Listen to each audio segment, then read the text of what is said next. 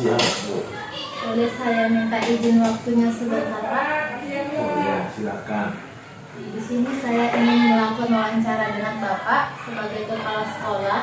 Ada beberapa pertanyaan yang ingin saya tanyakan kepada Bapak sebagai pimpinan di sekolah ini. Di sini saya ingin mengetahui pengalaman Bapak tentang Bapak dalam mengambil keputusan, di mana keputusan ini adalah suatu keputusan yang dilema yang Bapak rasa untuk menentukan dalam sebuah keputusan.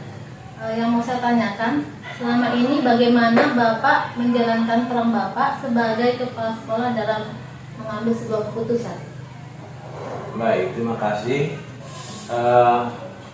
Risiko dari sebuah jabatan tentunya tidak terlepas dari pengambilan keputusan dalam pelaksanaan program kerja yang sudah direncanakan dalam satu satuan pendidikan. Saya sebagai kepala sekolah tentunya mempertimbangkan setiap keputusan yang akan diambil. Kenapa perlu dipertimbangkan? Karena setiap keputusan yang diambil belum tentu menyenangkan semua pihak. Atau katakanlah bisa saja ada beberapa pihak yang merasa dirugikan dan ada beberapa pihak yang merasa diuntungkan. Untuk itu dalam mengambil keputusan diupayakan penuh dengan kebijaksanaan. Kenapa? Karena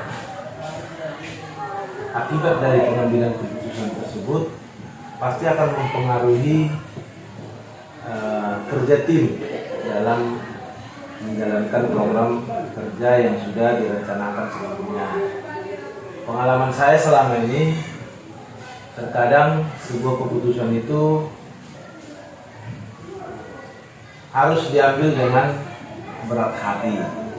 Kenapa? Karena ada pihak-pihak tertentu yang merasa bahwa keputusan yang saya ambil kurang tepat ataupun kurang sesuai dengan harapan dari katakanlah guru ataupun staf tata usaha ataupun warga lain dari SMA Negeri 1 Ujung Padang tempat saya bertugas. Sebagai contoh, misalnya dalam hal penetapan pembagian jumlah jam mengajar masing-masing guru, ada beberapa pertimbangan yang harus saya ambil untuk memutuskan ataupun menetapkan berapa jam pelajaran yang diambil oleh 2 atau 3 orang guru dalam satu mata pelajaran tertentu. Pertimbangan-pertimbangan itu kan tidak semua menyenangkan, tidak dapat menyenangkan semua pihak. Jadi harus saya memberikan penjelasan yang detail kepada masing-masing guru sehingga sama-sama memahami kenapa dilaksanakan pembagian jam mengajar seperti yang saya putuskan. Dan ada beberapa orang guru yang mungkin merasa bahwa keputusan yang saya ambil merugikan dia. Tapi setelah dilakukan penjelasan, diberikan penjelasan kepada guru yang bersangkutan dan saling memahami, maka tidak mengganggu perasaan gurunya sehingga melaksanakan tugas-tugas dapat berjalan dengan baik. Itu dalam hal pembagian tugas yang mengajar. Kemudian dalam hal lain mungkin terkait dengan kegiatan-kegiatan yang berlangsung di sekolah, baik itu kegiatan akademis maupun kegiatan non akademis. Karena banyak sekali kegiatan yang harus dilaksanakan, mungkin saya harus mengutamakan kegiatan mana yang perlu diprioritaskan dan mungkin akan mendelete ataupun membatalkan beberapa kegiatan yang lain. Jadi saya pasti akan mendahulukan kegiatan yang lebih penting dari segi prioritas, baik itu kegiatan yang bersifat akademik maupun kegiatan yang bersifat non akademik. Misalnya lomba-lomba yang mau diikuti siswa itu tidak semuanya bisa kita ikuti, harus ada pertimbangan-pertimbangan.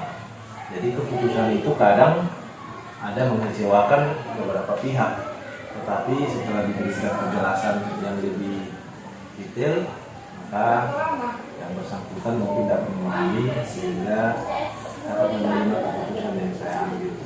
Kemudian yang bisa saya jelaskan terkait dengan pengambilan keputusan di sekolah kita. Jadi dari pengalaman yang Bapak ceritakan tadi, apakah Bapak pernah merasa dilema dalam mengambil suatu keputusan yang Bapak buat? Apakah ada merasa dilema gitu Pak untuk menentukan dalam suatu keputusan yang Bapak ambil tadi? Mengalami dilema pasti, ya, pasti mengalami dilema ketika mengambil keputusan. Tetapi kembali kepada yang saya jelaskan pada bagian awal tadi, bahwa ada saatnya keputusan itu harus diambil. Jadi tidak mungkin dibiarkan, harus diputuskan antara iya dengan tidak, antara keputusan A dengan keputusan B. Itu kadang-kadang mengalami dilema, ya. Nah, jadi seiring dengan berjalannya waktu, saya juga memang harus tegas dan kapan hati keputusan mana yang harus saya ambil. Walaupun keputusan itu pada awalnya dilema buat saya, ya. Tapi demi kepentingan bersama dan kepentingan keluarga besar, harus saya ambil keputusannya walaupun menjadi dilema, ya. Termasuk di dalamnya menempatkan Bapak Ibu guru menjadi wali kelas, ya, pembimbing kelas. Ya, itu kan kadang-kadang juga menjadi dilema buat saya karena keterbatasan tenaga di SMA 1 Gunung Padang, keterbatasan jumlah guru, tentunya dilema juga menetapkan siapa yang menjadi wali kelas dan lain sebagainya. Pokoknya tidak pernah keputusan itu diambil tanpa melalui pertimbangan-pertimbangan yang matang. Jadi ketika mengambil pertimbangan itulah kadang terjadi dilema. Tetapi kembali pada prinsipnya, semua keputusan harus diambil, ya, baik yang bersifat segera maupun bersifat ditunda dulu. Itu sudah pasti, ya. Ada yang keputusan yang harus diambil segera mungkin, ada keputusan yang harus dipelajari dulu lebih mendalam baru diambil keputusan. Ya, demikian yang bisa saya jelaskan. Oke, baik Pak. Jadi di dalam kasus yang Bapak tadi merasa dilema itu, apakah keputusan itu merupakan yang dia keputusan benar atau pilihan yang satu benar atau yang satunya salah, Pak? Kadang kita harus merujuk kepada regulasi ataupun peraturan yang berlaku ketika kita mau melakukan uji terhadap mana yang benar, mana yang salah, ya. Karena bagaimanapun kembali kepada hakikatnya bahwa tidak pernah ada satu keputusan yang bisa menyenangkan semua pihak. Jadi kalau kita mengujinya antara benar dengan tidak, kita melihat kepada kebermanfaatan ataupun efektivitas dari keputusan yang kita ambil. Jadi kalau kita perhatikan keputusan itu memang lebih efektif, lebih bermanfaat, ya itu kita anggap yang benar. Jadi keputusan-keputusan lain karena memang tidak jadi kita lakukan, ya tidak bisa kita bandingkan. Yang jelas apa yang kita putuskan, itu yang kita ambil, kita tetap melakukan evaluasi terhadap keputusan itu. Nah, dari segi mana kebermanfaatannya, dari segi mana berfungsi atau tidak, berjalan atau tidak, bermanfaat atau tidak, itu harus selalu kita evaluasi. Dan apabila keputusan itu memang satu keputusan yang tidak ada manfaatnya atau sama sekali menimbulkan masalah di kemudian hari, maka keputusan itu akan menjadi pertimbangan buat kita untuk hari-hari yang akan datang. Berarti posisi Bapak sebagai kepala sekolah ini perannya sebelum dia mengambil keputusan, Bapak melakukan uji dulu, Pak, ya, uji ke mengambil keputusan, kemudian Bapak melakukan evaluasi, Pak, sehingga nanti di antara keputusan yang diambil itu benar-benar sudah keputusan yang tidak ada merasa, memang pasti ada yang merasa dirugikan, tapi itu adalah keputusan sudah memang benar diambil karena sudah melalui uji, ya Pak, ya. Iya. Oke, baik Pak. Nah, kemudian dalam menjalankan mengambil suatu keputusan ini ada nggak Pak langkah atau prosedur yang Bapak lakukan dalam mengambil sebuah keputusan, langkah atau prosedur yang Bapak lakukan? Sebelum mengambil keputusan, tentu kita akan melewati beberapa tahap dulu. Tahap pertama, keputusan itu harus kita pertimbangkan dengan program kerja yang telah kita lakukan sebelumnya. Misalnya, keputusan penggunaan dana BOS. Tentunya penggunaan dana BOS kan selalu diawali dari perencanaan yang tertuang dalam rencana kerja anggaran sekolah. Kemudian nanti setelah melewati tahap perencanaan, di mana pada tahap perencanaan itu dilakukan ya menghadirkan seluruh guru, kemudian pihak orang tua melalui komite melaksanakan rapat, lalu merencanakan penggunaan dana BOS. Selanjutnya setelah direncanakan, dalam tahap perencanaan ini tentunya banyak permintaan dari pihak guru ataupun pihak tata usaha untuk penggunaan dana BOS. Misalnya untuk kepentingan guru mata pelajaran olahraga kan berbeda dengan kepentingan guru mata pelajaran seni, kepentingan guru mata pelajaran fisika, kimia, biologi, IPA dan lain sebagainya. Jadi kami sebagai pimpinan tentu harus mempertimbangkan. Kami perhatikan dulu hasil pelaksanaan dana BOS pada tahun sebelumnya. Mungkin dari penggunaan dana BOS ada beberapa bagian yang diusulkan oleh guru pada tahun berjalan, ternyata setelah diteliti tahun sebelumnya sudah diadakan, sehingga menghindari terjadinya pengulangan penggunaan dana untuk objek yang sama. Jadi kita harus mempertimbangkan supaya terjadi pemerataan untuk pengadaan sarana prasarana ataupun pendukung ataupun kegiatan-kegiatan yang terkait dengan siswa baik akademik non akademik. Ini kan tetap menjadi pertimbangan kita. Jadi kita perhatikan dulu yang tahun lalu kegiatan apa yang sudah dilaksanakan, apakah memungkinkan tahun lalu itu ada yang tertinggal, maka kita ulangi lagi tahun ini kita laksanakan. Karena mungkin dari semua usulan-usulan dari warga sekolah, terutama guru, tidak memungkinkan seluruhnya bisa ditampung di dana BOS. Jadi kami lakukanlah evaluasi dari program BOS sebelumnya. Lalu kami pertimbangkan untuk melaksanakannya mungkin di tahun berjalan atau tahun pelajaran yang sedang dijalani pada saat ini misalnya. Jadi itu merupakan tahap-tahap yang kami lakukan ketika mengambil keputusan. Jadi keputusan itu tidak dengan tiba-tiba kami ambil, tetapi sudah melalui tahap perencanaan, kemudian kami melakukan evaluasi, baru nanti akan kami putuskan penganggaran dana BOS itu untuk apa. Itulah yang bisa saya jelaskan. Ya, berarti Bapak dalam mengambil keputusan harus Bapak melakukan perencanaan dulu, kemudian Bapak melakukan diskusi rapat ya Pak dengan mengundang guru beserta dengan komite ya Pak ya. Kemudian setelah itu dievaluasi. Ya. Nah, kemudian Pak dalam situasi ya Pak ya, ketika Bapak ya melakukan diskusi tadi dengan guru-guru, kira-kira apa Pak yang menjadi tantangan Bapak dalam mengambil sebuah keputusan? Sebuah keputusan yang akan diambil tentu melewati tahap-tahap yang sudah saya sebutkan tadi. Tapi kan tidak terlepas dari yang namanya tantangan ya. Nah, karena tidak semua pihak dapat serta-merta menerima keputusan yang mau kita ambil. Jadi melalui diskusi yang alot, tentunya tugas kita adalah meyakinkan, ya, meyakinkan warga sekolah ataupun meyakinkan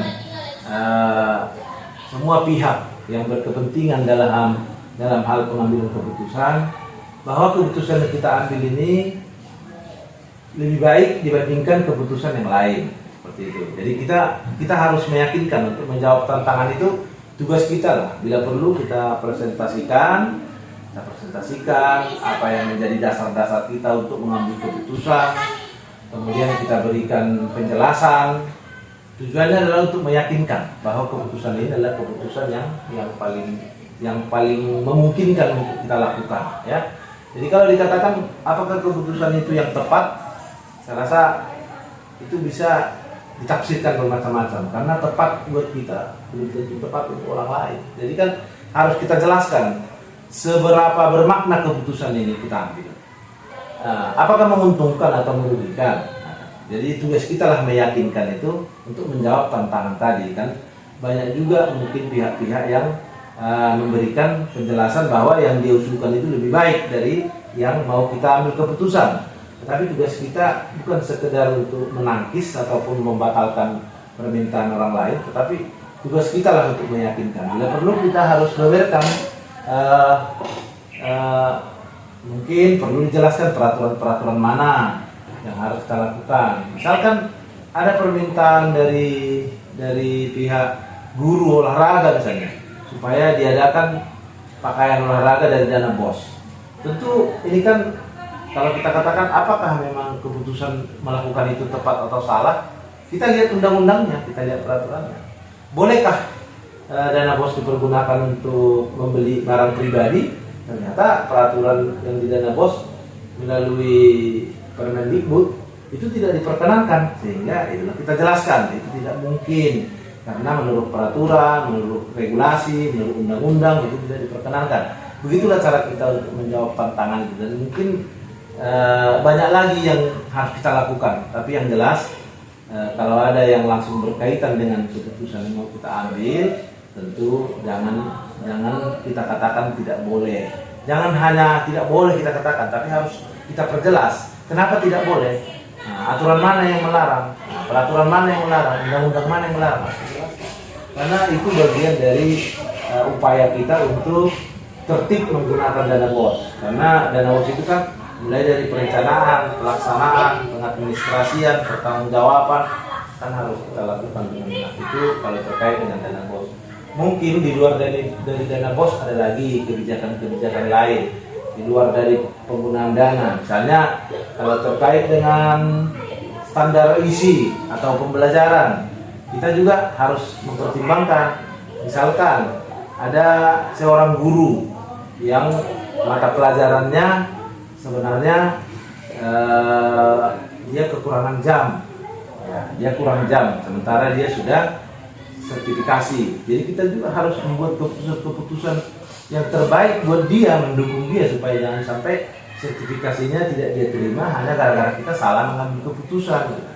Misalnya di sekolah kita kan ada guru mata pelajaran bahasa asing, ya, guru mata pelajaran bahasa asing, yang lebih jelasnya guru bahasa Arab misalnya. Jadi kan ini juga harus kita pertimbangkan mengambil keputusan. Apakah mata pelajaran bahasa Arab itu kita buat atau tidak? Kalau tidak kita buat, tentu akan mengurangi jam untuk guru yang bersangkutan. Jadi kan harus kita buat kebijakan. Tetapi kebijakan itu, maaf, tidak boleh melanggar aturan. Harus benar-benar bahwa pengambilan keputusan itu sesuai dengan aturan yang tertera dalam standar isi atau terkait dengan kurikulum. Seperti itu. Jadi dan banyak lagi keputusan-keputusan lain yang harus kita pertimbangkan. Kemudian untuk pelaksanaan pendisiplinan guru misalnya. Kalau kita tetapkan bahwa kita harus masuk mengajar jam 7.15 misalnya, 7.15 setiap harinya, 7.07.15 ya. Tapi ini kan belum tentu menjadi keputusan yang benar. Walaupun dari segi pendisiplinan memang perlu kita masuk tepat waktu. Kalau ini kita ambil keputusan, tentu banyak pihak yang juga keberatan dengan keputusan ini. Kan ini tantangan buat kita. Jadi mungkin banyak guru-guru yang beralasan domisilinya mungkin terlalu jauh. Kemudian kalau cuaca tidak mendukung mungkin akan mengganggu. Jadi ini kan semua pertimbangan-pertimbangan kita lakukan untuk mengambil keputusan. Dan lain-lain keputusan lain yang terjadi di sekolah yang harus kita ambil dan tidak terlepas dari tantangan. Tapi tugas kita lah untuk meyakinkan sebagai pimpinan bahwa keputusan ini adalah yang terbaik buat kita. Mari kita dukung dan kita harapkan semua pihak dapat menjalankan. Itu saja. Berarti tantangan itu berasal dari warga sekolah ya, khususnya para guru-guru Pak ya. Jadi untuk mengatasi tantangan tersebut, Bapak kembali lagi kepada peraturan untuk mempertegas ya, agar jangan terjadi ya Pak ya kesalahpahaman. Ya Pak, baik. Jadi apa yang Bapak lakukan yang Bapak anggap efektif ya ketika Bapak berada di situasi dilema dalam mengambil keputusan? Cara apa yang efektif yang Bapak lakukan ketika Bapak merasa dilema dalam mengambil suatu keputusan? Cara yang efektif supaya terlepas dari dilema pengambilan keputusan, yang pertama dan utama adalah membangun komunikasi. Karena komunikasi adalah alat yang efektif untuk menyampaikan maksud dan tujuan kita kepada orang lain. Kita berupaya menggunakan komunikasi yang katakanlah komunikasi dua arah kepada pihak-pihak yang katakanlah mungkin tidak merasa puas dengan keputusan yang kita ambil. Jadi kita lakukan dengan cara komunikasi.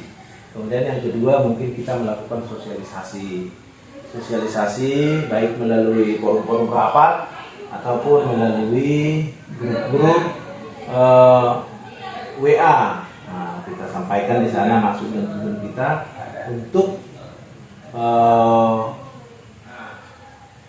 untuk menciptakan sesuatu kondisi di mana semua warga sekolah memahami apa yang kita sampaikan. Jadi kita bangun komunikasi, sampaikan sosialisasinya.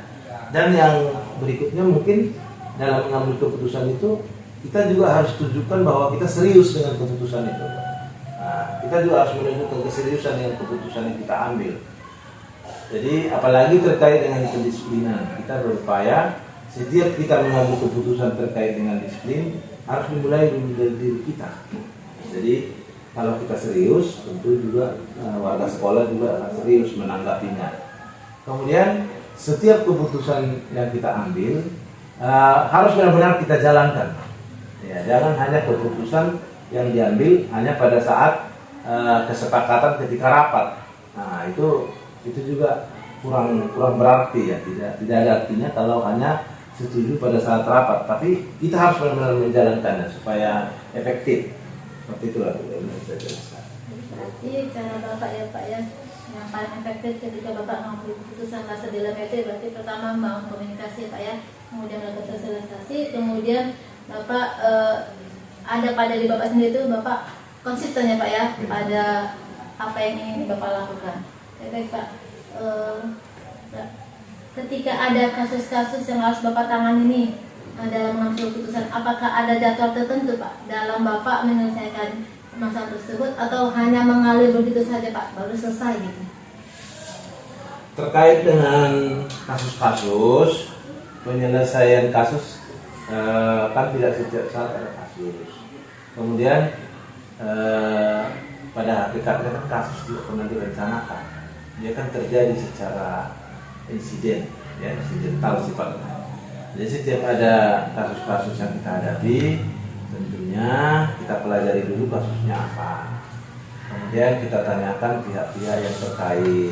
Kemudian kita tanyakan lagi masalahnya apa. Kenapa kita harus tahu pihak-pihak yang terkait? Supaya nanti ketika kita menyelesaikan, jangan sampai pihak-pihak yang terkait tidak hadir ketika diselesaikan. Ya, ataupun ketika mau dilakukan pengambilan keputusan terkait kasus itu kan semua pihak yang ikut dalam masalah itu kan harus mengetahuinya sejauh mana perkembangannya.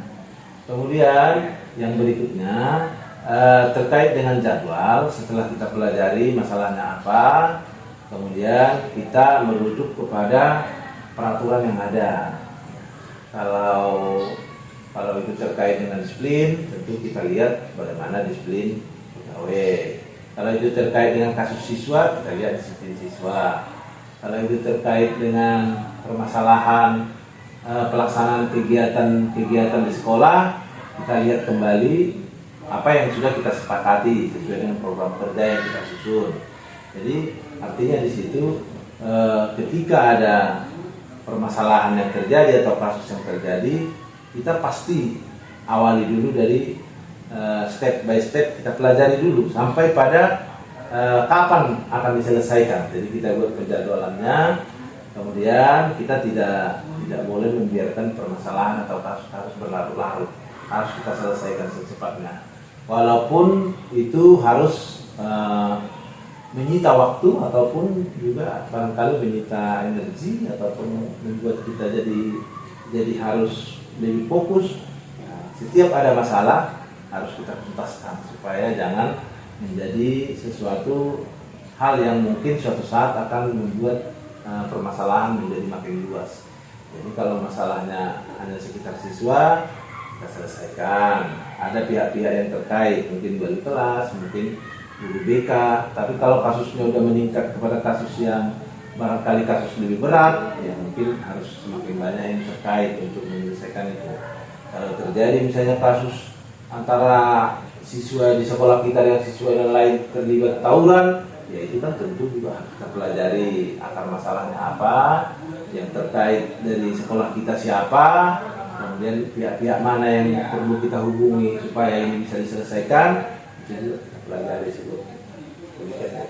Berarti Pak, dalam mengambil keputusan itu tidak bisa langsung gitu saja selesai. Berarti harus lihat dulu prosedurnya Pak, tahap-tahapnya dulu harus dilihat bagaimana caranya. Misalnya kayak siswa tadi keselamatannya sudah berapa kali sih dia kan, itu harus dilihat dulu Pak ya. Oke baik Pak, untuk berikutnya, selama ini adakah seseorang atau faktor-faktor yang mempermudah Bapak dalam mengambil sebuah keputusan? Seseorang atau faktor-faktor ya yang mempermudah. Ya, tentunya ini tidak terlepas dari pembantu-pembantu kepala sekolah ya, yang mungkin setiap saat kita bertemu, kita membahas hal-hal apa terkait dengan sekolah, ya, mereka lah yang menjadi orang-orang yang membantu kita dalam mempermudah, termasuk juga wali-wali kelas juga turut mempermudah, karena wali kelas membantu kita dalam menangani masalah siswa. Kalau ada terjadi masalah keuangan, tentu kita juga ada orang yang membantu kita, misalnya bendahara. Terkait dengan masalah tata usaha, kita ada KTU yang turut membantu kita untuk menyelesaikan masalah-masalah tersebut. Jadi setiap saat, setiap ada masalah, kita melibatkan guru ataupun wakil kepala sekolah sesuai dengan tupoksi masing-masing untuk membantu kita dalam menyelesaikan. Berarti yang membantu Bapak ini adalah rekan Bapak ya, seperti Bapak Kasep, yang guru, wali kelas, tergantung ya Pak, tergantung masalah yang dihadapi Pak ya.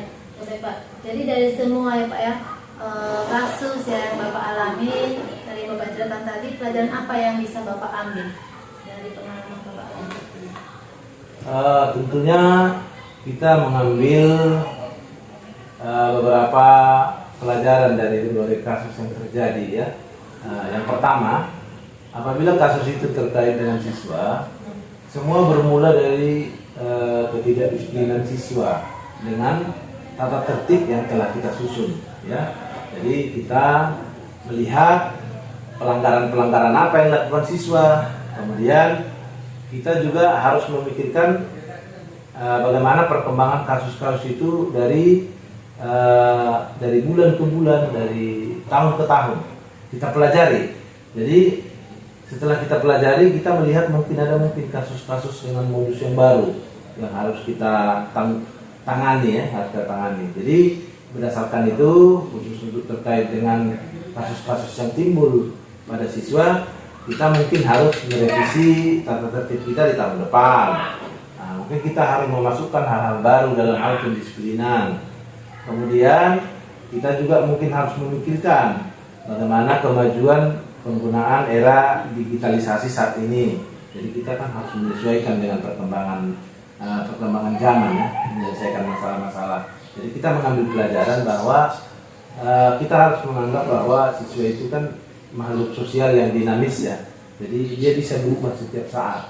Jadi tentu kita mempelajari dari situ bahwa kedepannya masalah itu pasti beraneka ragam, pasti semakin kompleks ya masalah yang dihadapi siswa. Jadi kita dari situ belajar bahwa masalah-masalah yang dialami oleh siswa dari saat sekarang sampai ke depan itu akan mengalami perubahan. Itu yang menjadi dasar kita untuk membuat persiapan-persiapan mungkin, merencanakan bagaimana penanganan siswa ke depan. Nah, itulah yang bisa saya jelaskan. Kalau untuk guru misalnya, kalau ada permasalahan terkait dengan administrasi guru di sekolah, tentu kita juga mempelajarinya. Kalau ada hal-hal baru yang harus kita siapkan untuk melengkapi pengadministrasian guru, kita laksanakan. Kemudian dalam hal kehadiran dan kedisiplinan pegawai ataupun guru, kita juga belajar dari situ semua supaya kedepannya menjadi lebih baik. Bagaimana cara menangani permasalahan atau kasus yang terjadi kepada guru dan juga seluruh warga sekolah. Jadi kita pelajari seluruhnya apa yang terjadi itu, dan itulah kita jadikan dasar untuk membuat kebijakan untuk hari-hari yang akan datang. Itulah yang bisa kita lakukan. Oke Kak, berarti bisa saya simpulkan di dalam suatu keputusan kita berarti harus dipelajari dulu apa itu permasalahannya, tidak bisa langsung diselesaikan begitu saja. Kemudian kita harus melakukan komunikasi Pak ya, kemudian kita melakukan diskusi Pak ya untuk dalam menyelesaikan suatu masalah. Yang pasti sebuah keputusan itu tentunya harus berpihak kepada murid gitu kan Pak ya. Iya. Oke, baik Pak, terima kasih buat waktu dan kesempatan yang diberikan kepada saya. Saya mendoakan semoga Bapak sehat selalu dan Bapak semakin sukses dalam kepemimpinan Bapak, terutama dalam mengambil sebuah keputusan. Oke, terima kasih Pak ya. Iya, terima kasih.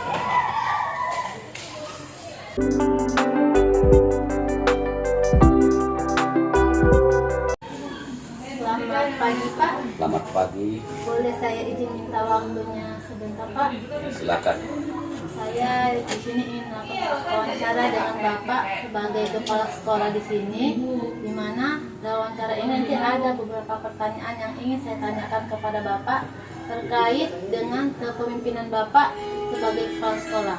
Silakan. Saya ingin tahu pengalaman Bapak tentang pengambilan keputusan. Selama ini bagaimana Bapak menjalankan peran Bapak sebagai kepala sekolah dalam mengambil keputusan? Baik, terima kasih. Keputusan yang diambil ketika ada permasalahan, pertama kita lihat dulu permasalahannya apa. Kedua, setelah itu setelah tahu kita permasalahannya, kita pikirkan tindakan yang dilakukan yang sesuai dengan peraturan yang sudah ada. Peraturan yang ada, kemudian setelah itu baru kita panggil yang bermasalah. Masalah kita awali dengan yang pertama pemberian nasihat terlebih dahulu. Lalu setelah itu, jika memang kalau berlaku tindakannya telah dilakukan lagi, baru dilakukan tindakan sesuai dengan peraturan. Oke, baik Pak. Bapak punya pengalaman tentang di mana situasi pengalaman Bapak itu Bapak merasa dilema ketika mengambil sebuah keputusan? Ya, selama ini belum ada, ya. Selama ini belum ada memberikan keputusan dengan dilema. Biasanya tetap berjalan dengan baik. Ya. Oke, berarti Bapak belum mempunyai sebuah kasus yang Bapak ambil membuat Bapak menjadi dilema ya? Ya, belum ada kasus yang menjadi kita dilema lah. Ya, biasa-biasa saja karena kasus di sekolah pun jarang terjadi yang sangat fatal ya. Hanya sebatas wajar-wajar saja. Baik Pak, kalau begitu kasus yang Bapak hadapi, apakah pilihannya antara keduanya benar, sama-sama benar, atau pilihannya benar atau salah? Ya, ada yang salah, ya kadang-kadang ada yang benar juga, tergantung gimana permasalahannya.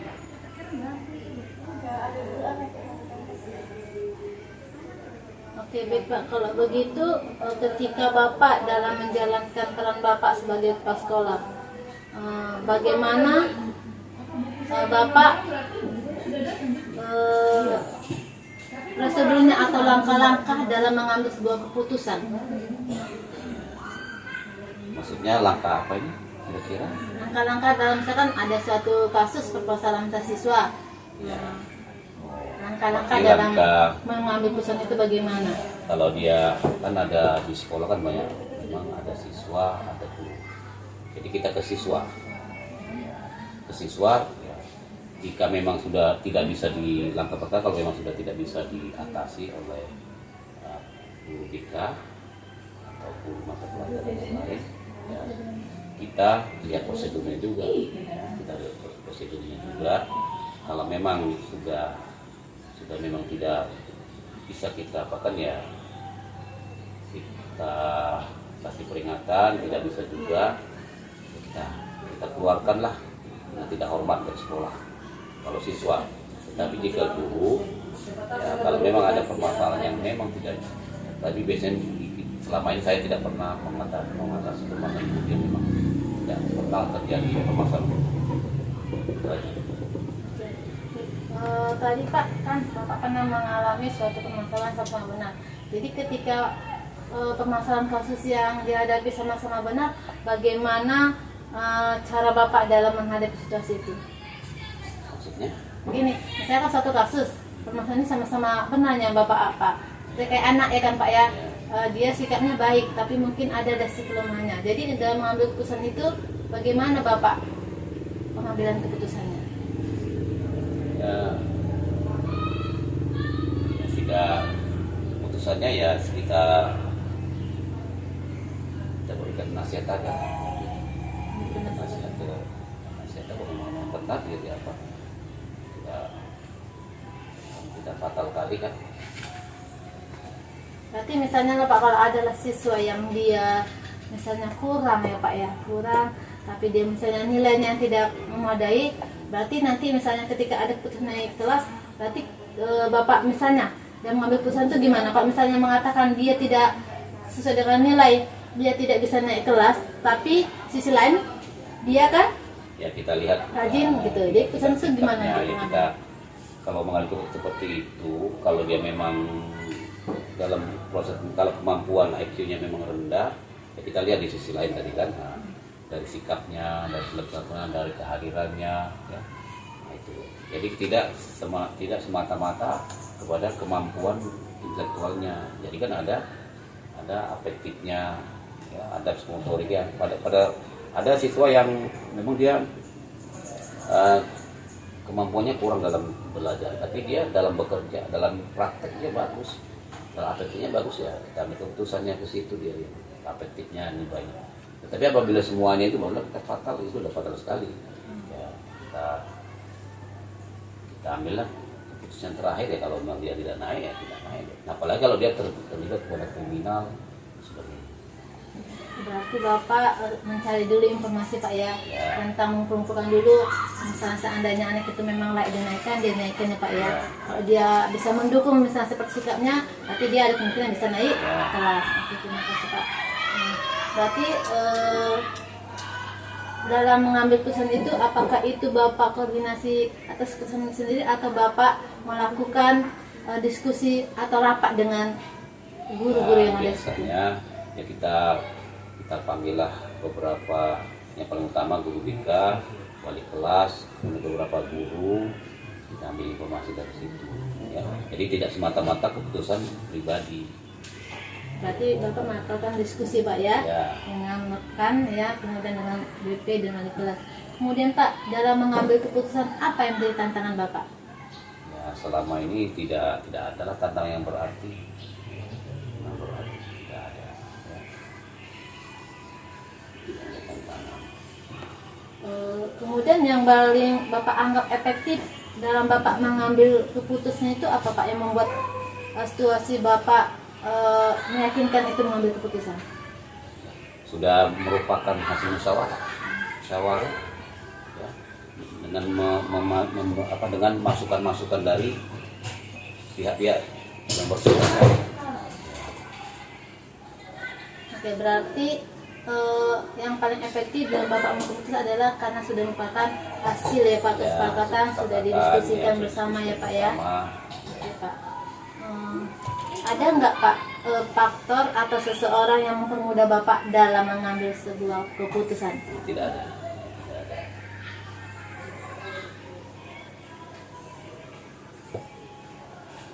Oke Pak, baik, terima kasih Pak ya.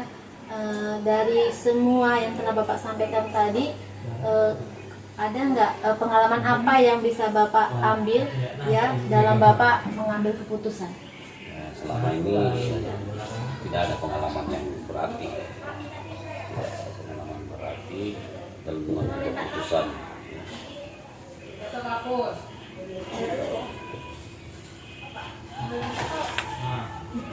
Oke Pak, baik. Ada lagi? Ya, Silakan. berarti bisa saya simpulkan berarti Bapak kita sebagai seorang pemimpin dan mengambil keputusan harus sesuai ya Pak ya, dengan prosedur peraturan yang sudah berlaku.